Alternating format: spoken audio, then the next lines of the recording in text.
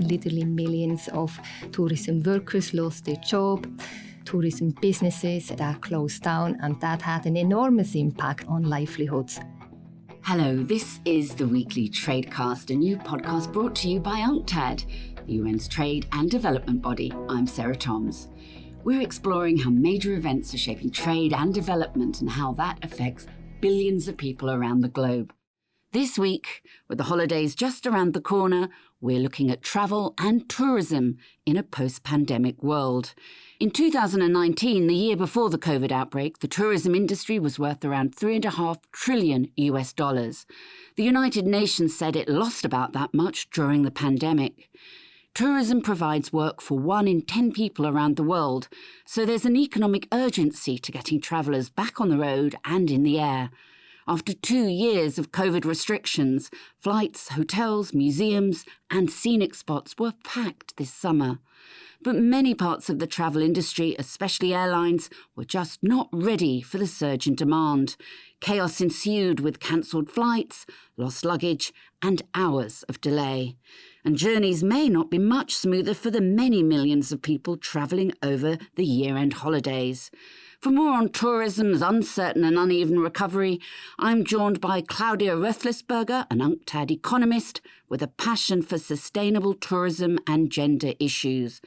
Claudia loves travelling, has been to every continent, and has always been fascinated by the power of tourism to build bridges across cultures.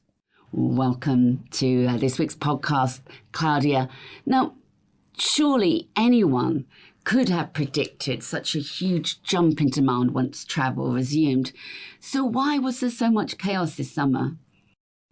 Thank you, Sarah.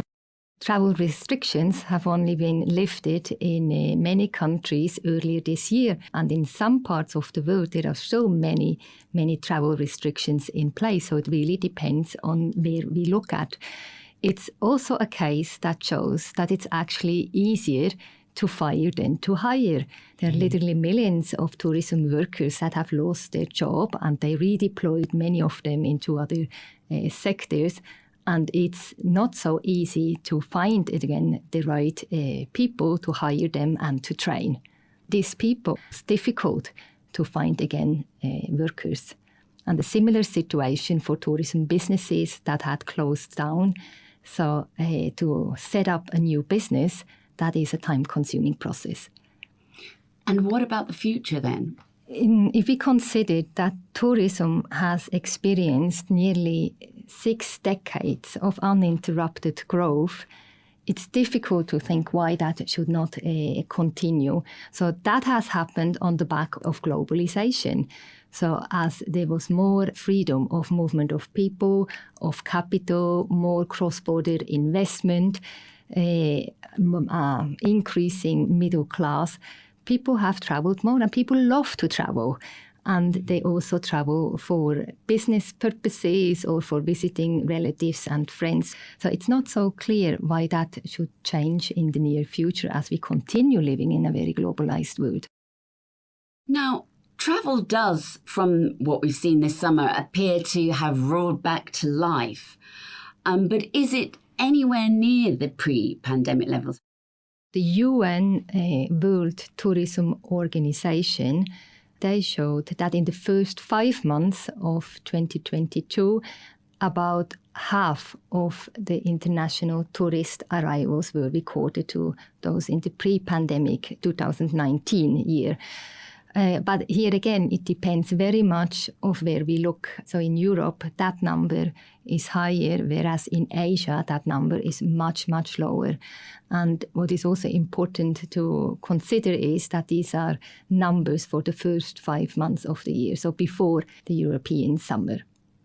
Now, it's interesting that you mention Asia because, of course, before COVID, China was the world's leading source of tourists, but now the Chinese are still really not travelling.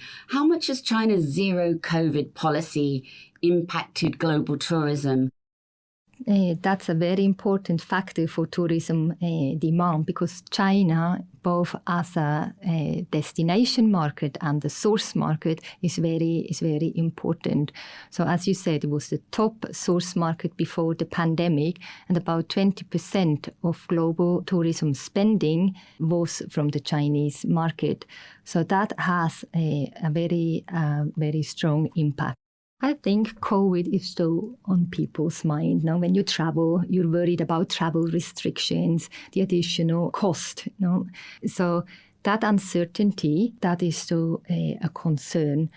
There's a lot of research ongoing on the effect or the impact of the pandemic on behavior. But what we do know is that COVID has accelerated digitalization and have changed the way we work, more meetings and interactions online. That very likely will have an impact on tourism demand in the future for business travel. But for leisure, digitalization may actually be a facilitator, as it makes it easier to book a room or to book a ticket or to request visas. So many people's livelihoods depend on tourism, and what must be done to help the industry? It is a vital industry in many developing countries, and COVID has shown international tourist arrivals declining almost 70% in 2020 and 2021. We have seen what that means. So literally millions of tourism workers lost their job. Tourism businesses that closed down, and that had an enormous impact on livelihoods. But also, it is a very important sector for export earnings in many developing countries, and that meant that these countries had much more difficulties in servicing their debt. UNCTAD estimated the impact of the decline in tourism on the GDP, and it's up to $4 trillion. That's about the size of the German economy. So the sector really has been hugely impacted. The cost of living crisis is global. It affects us all. Inflation eats people's budgets. We see that increasing fuel prices, they translate into higher transport costs, and that has an important bearing on the tourism industry. We needed to recover, and we needed to recover better.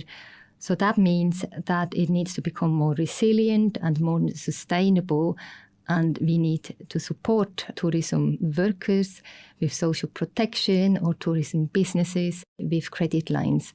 And it's also for the future to enable workers, especially in developing countries, to also move to jobs within the tourism sector that are of more value addition, that are more higher skilled. So Claudia, tell me, what is the future of travel and how must the industry evolve? So the future of travel will be more conscious about climate change, as climate change is increasingly on people's minds. So what does that mean? It will create a different demand. We have seen that there are now, for instance, some train companies that offer overnight sleeper trains from Northern Europe to the Alps. It may also incentivize more domestic travel or more regional travel. It's also an opportunity to use tourism for the conservation of the landscape, because after all, the beauty and the health of the landscape are the most important asset of the tourism industry. Thank you very much, Claudia. That was UNCTAD'S Claudia Roethlisberger, who was this week's guest. Tune into the Weekly Tradecast next week and every week for more insights on the most pressing issues around the world of trade and development. There's even more on our website, unctad.org. I'm Sarah Toms in Geneva. Goodbye for now.